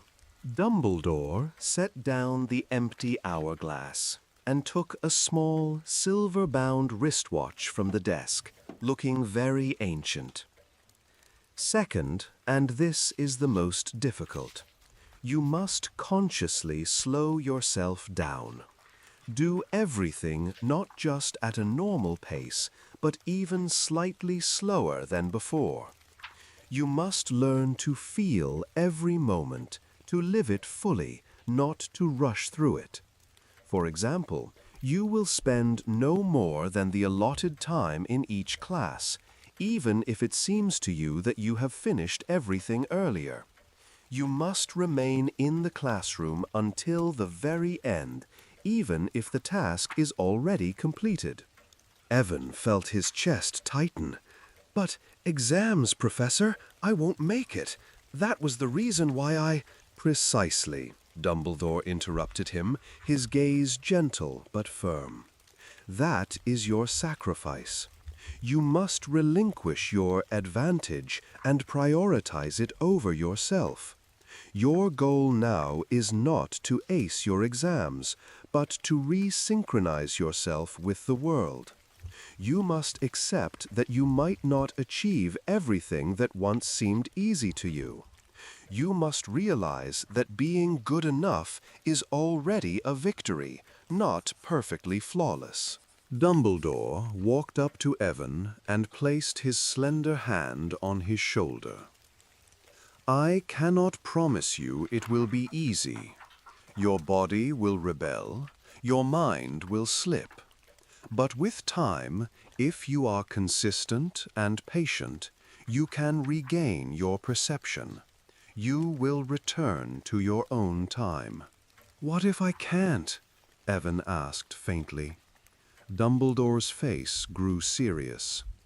Then, my boy, you will be stuck in this dissynchronized state forever. You will see a world that constantly changes, constantly slips away. You will not be able to fully interact with it. Your memory will be fragmented, your body worn out. You will become a living illusion, like the ghosts Penelope spoke of. Evan trembled. This was his only hope. The fear of losing himself was stronger than any fear of failing exams. He nodded, his gaze filled with determination. "I'll do it, Professor. I'll do whatever it takes." "Good," Dumbledore smiled softly. "Begin now. And remember, patience, Evan. And let go of the desire to control what cannot be controlled." Evan's return to normal life, as advised by Dumbledore, proved to be pure torture. The first days without the clock tower were filled with constant, exhausting discomfort. His body rebelled, his mind resisted, desperately trying to return to its accustomed, accelerated rhythm. Every hour felt like an eternity, every movement an arduous effort. The most noticeable symptom was persistent disorientation. The world, which had once seemed slowed and manageable, now rushed past him at an overwhelming speed. Sounds were too loud, light too bright. Headaches became his constant companion, throbbing and relentless, as if his skull was trying to contain too many chaotic impressions. Nausea came in waves, often forcing him to leave the great hall in the middle of breakfast or lunch. His learning ability, which had so sharply improved, now seemed worse than ever. In class, instead of seeing the material in slow motion, he felt like he was missing key points. Professors' words seemed chaotic, jumping fragments. If someone asked a question, he barely had time to process it before another student's answer rang out. His once perfect notes devolved into illegible scribbles, full of skipped words and crossings out. Evan's social life also suffered. Conversations with friends were difficult. He couldn't follow their thoughts, and his own words seemed to sound strange and out of place. Triss tried to support him, but her concern only deepened his feelings of guilt and isolation. He saw her sympathetic glances, but couldn't return them. He felt himself slowly, but inexorably, drifting away from everyone he cared about. The greatest challenge was consciously slowing himself down, as Dumbledore had instructed. Sitting in the classroom until the end of the lesson, even if he already knew the answer or had completed the task, was unbearable. His mind screamed, demanding to move faster, think faster, but he forced himself to sit still, counting the seconds that stretched like an eternity. He watched as other students whispered, sighed, checked the clock, while he just sat, as if frozen. It was physically and psychologically painful. His hands trembled when he tried to write, and simple actions, like tying his shoelaces or cutting food, required incredible concentration. Sometimes he felt his own limbs moving unevenly, as if they were obeying different time streams. Despite all this horror, Evan desperately clung to hope. He remembered Dumbledore's words, "Patience, Evan, and let go of the desire to control what cannot be controlled." He recalled Triss's face, her concern.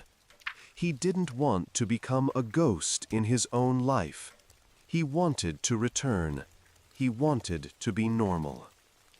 Every hour spent in this hell was a step towards recovery. He knew it was the only way. Days dragged on, turning into an endless cycle of physical discomfort and mental exhaustion.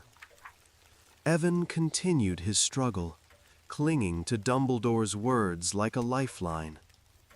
He forced himself to sit through classes until the very end, tried to take notes even when the words blurred, and desperately tried to slow down every movement, every thought. And then, slowly, almost imperceptibly, the first barely discernible signs of change appeared. They were so tiny that at first Evan wasn't even sure if his own weary mind was deceiving him. One day, during herbology class, as Professor Sprout lectured on the intricacies of caring for extremely fickle mortar plants, Evan noticed that her voice, though still seeming somewhat distant, no longer skipped as frequently as before. He was able to listen to an entire sentence from beginning to end without feeling like he had missed the middle. It was an almost physically palpable relief. Another time, as he walked back to his dormitory, the headache that had been his constant companion receded for a moment. It was only for a few seconds, but this brief respite from the throbbing pain felt like a gulp of fresh air. He stopped, listening to the silence, and felt a faint, barely perceptible smile appear on his face. The most noticeable changes occurred with his vision. Previously, objects around him constantly flickered, shifting between different temporal states. Now, these flickers became less frequent, and when they did occur, they weren't as sharp. One morning, as he ate breakfast, he looked at his toast. It was still a bit stale, but now it didn't seem as old as before. It was as if he was looking at the world through a fogged-up pane of glass that was slowly, millimeter by millimeter, clearing. He began to take more legible notes in class. His handwriting was still shaky, but the words no longer disappeared or jumbled as often. This gave him a tiny surge of hope. Maybe he could do this. Maybe Dumbledore was right. Even his conversations with Triss became slightly easier. Although he still felt a certain detachment, he noticed that he could now fully understand her sentences, not just fragments. Her face no longer flickered as often, and he could see her emotions more clearly. She, in turn, noticed that his eyes were no longer as empty as they had been. She continued to support him, offering help with lessons, though he, for his part, tried to refuse any advantage. These were just tiny glimmers. Evan still felt exhausted, and his struggle was far from over. But these small victories gave him the strength to continue. He began to believe that he could return, that he could resynchronize with the world. It was a long and difficult road, but for the first time in a long time, he saw a light at the end of the tunnel. Exam day arrived, bringing with it Hogwarts' usual atmosphere of tension, hanging in the air like a heavy fog. But for Evan, it was a test not just of knowledge, but of his own endurance and ability to function in conditions that had recently seemed impossible. He felt his body pulsing with a headache, but now it was less sharp, more like background noise. Time shifts still occurred, but they were shorter, less intense, allowing him to return to reality more quickly. First was the Charms exam. Professor Flitwick, as always, bustled around his desk, his high voice clearly instructing the students. Evan forced himself to breathe deeply and focus. The task was to successfully perform a complex silencing charm on several moving objects simultaneously. While other students nervously waved their wands, Evan felt his movements become more deliberate, his magic more controlled, though slower. He cast the spell. Not brilliantly, as he might have done earlier under the clock's influence, but well enough. One of the objects completely silenced. The second emitted only a faint whisper. The third continued to make noise. It wasn't perfect, but it was better than he expected. Flitwick, passing by, gave him a restrained but approving nod. For Evan, it felt like a victory. He wasn't the best, but he managed. Next was the Transfiguration exam. The task was to transform a large, ordinary carriage into a miniature flying model, retaining all its details and magical functionality. This required absolute precision and concentration, things Evan would have previously achieved thanks to the clock. Now he relied only on himself.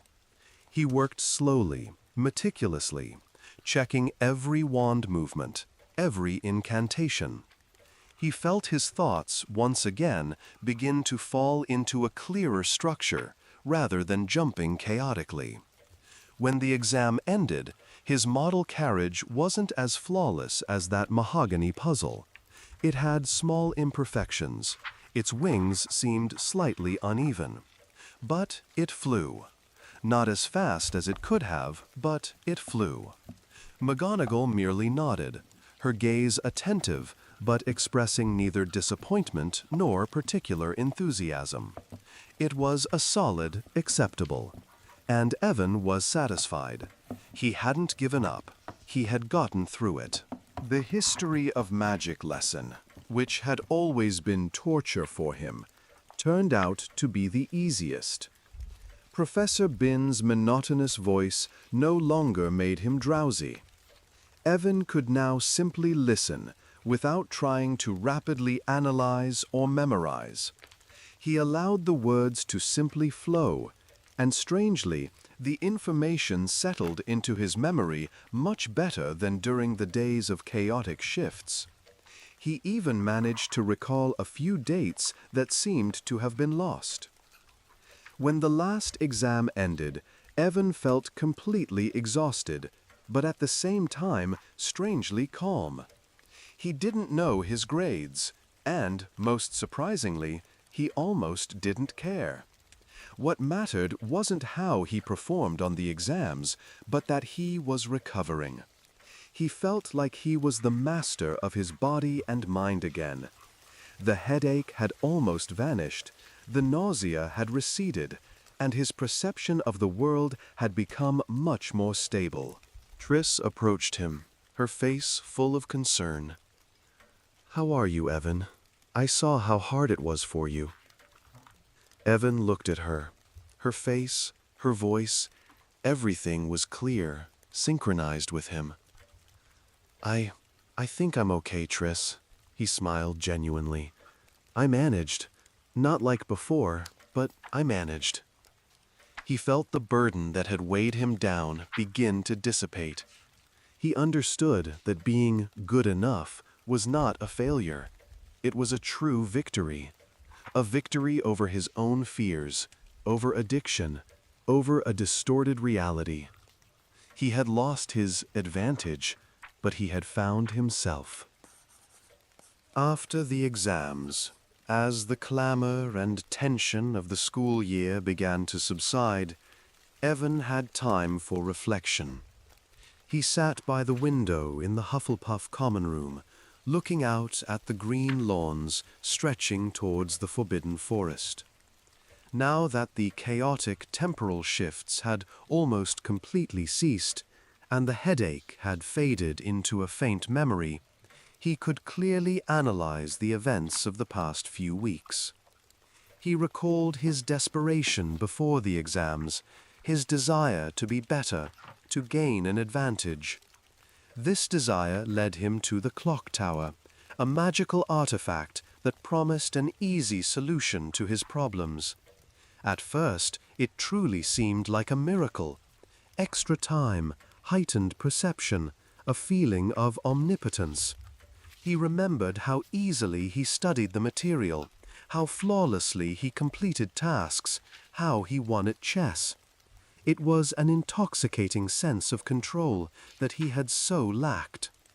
But then he also remembered the flip side of the coin, how the world began to age around him, how voices lagged, how his own memory faltered.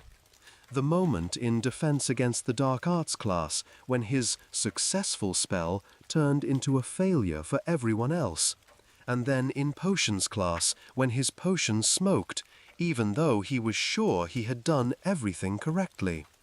It was a terrifying realization that he was losing touch with reality, losing himself. Penelope's words about a ghost in his own life and complete dissynchronization still brought a cold sweat to his brow. He understood how close he had come to that brink. His meeting with Dumbledore, his strict but necessary conditions, abandoning the tower, consciously slowing down, were the only way to salvation. And it was a test. Evan realized that his striving for perfection, his desire to do everything and be better than others, had almost cost him his own consciousness. He had chased the illusion of control over time instead of accepting its natural flow. This pursuit had made him dependent on magic that gave no advantage but only distorted his perception.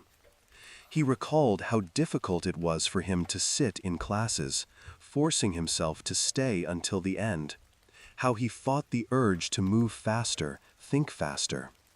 It was harder than any spell or potion. It was a battle with himself, with his inner desires, and he won.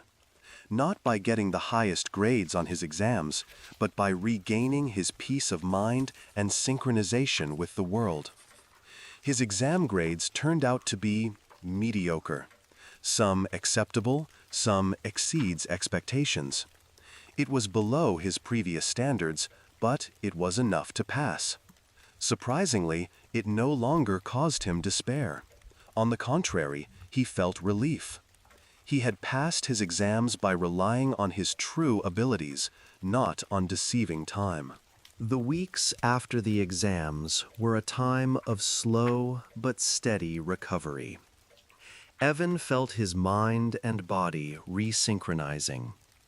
His headaches completely vanished, and his perception of the world became stable and clear.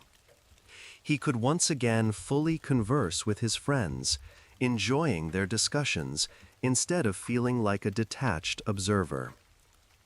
His relationship with Triss was restored. She was there, supporting him, not asking unnecessary questions, but her worry had turned into relief. Evan understood how crucial her support had been. One day, as he sat with Penelope in the library, perusing old books, he quietly said, "You were right. It was almost too late." Penelope nodded, her eyes serious. "Time isn't something you can manipulate without consequences, Evan. It's a living force." Evan looked at his wristwatch. It ticked, evenly, calmly. He no longer saw it as an enemy counting down to exams or a tool granting an advantage. He saw it as a faithful companion, measuring life. His experience changed him. Evan Bellamy, once obsessed with perfection and the fear of falling behind, now understood the value of the present moment. He learned to appreciate slowness, patience, and self-sufficiency. He no longer strived to be the best at everything. He strived to be genuine. He began to notice the small details of life at Hogwarts that he had previously missed. The beauty of the sunset over the lake, the lively conversations in the great hall, the scent of books in the library, the slow unfolding of flowers in the greenhouses. He was no longer rushing, he simply was, and that was far more valuable than any extra hour. The moral of this story for Evan was clear.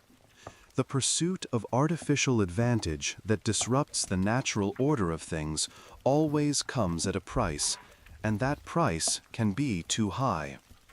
True strength lies not in manipulating time or avoiding challenges, but in accepting one's own limitations, having patience, and being able to live in harmony with the world. Evan learned that haste only creates chaos. That true control isn't about power over external circumstances, but control over oneself, over one's own fears and desires. He lost the magic of time, but found something far more important: peace, inner balance, and a deep understanding that time is not an enemy, but a precious gift to be lived, not conquered.